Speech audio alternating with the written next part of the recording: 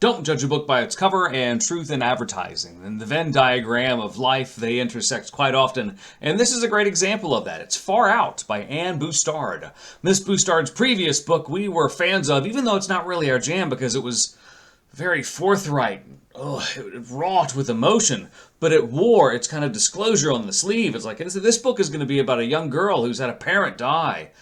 It was very powerfully written, and it was something that kids can relate to. It was a very well-paced book. Far Out, though, if you look at the book's cover, you see some kids on a fence, and they're looking at alien stuff. One's looking at a meteorite with a magnifying glass. They're looking at stuff in the night sky, and you think this is a book mainly about UFOs. This is where the title of the book and the book's cover, they belie a little bit what the plot is about. Because while there are UFOs in the book, or a UFO festival that takes place during the space race in the 1960s in a small Texas town, there's also a very large undercurrent of a plot where MJ, the main girl, her grandmother has dementia. Yeah.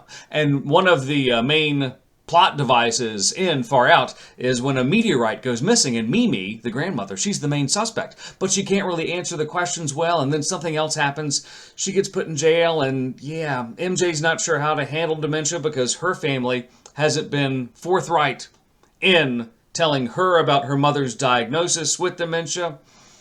It's just interesting because it's not that mglit readers can't handle a book about dementia. It's certainly not going to be the first book that they reach for. I'm not, pie in the sky on that claim.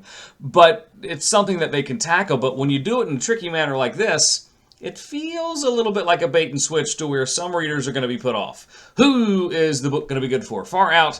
If you go into the book knowing that one of the main characters has dementia, and it's going to be about how their illness impacts those around them and how they deal with it, with a bit of a kind of a caper Scooby-Doo feel to it, because the meteorite goes missing, and there is some fun little hijink type stuff.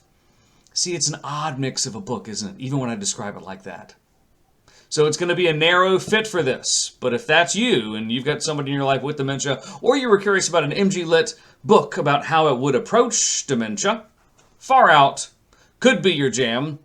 Otherwise, don't pick this book up thinking it's going to be about UFOs at all, because the cover does not match the drapes.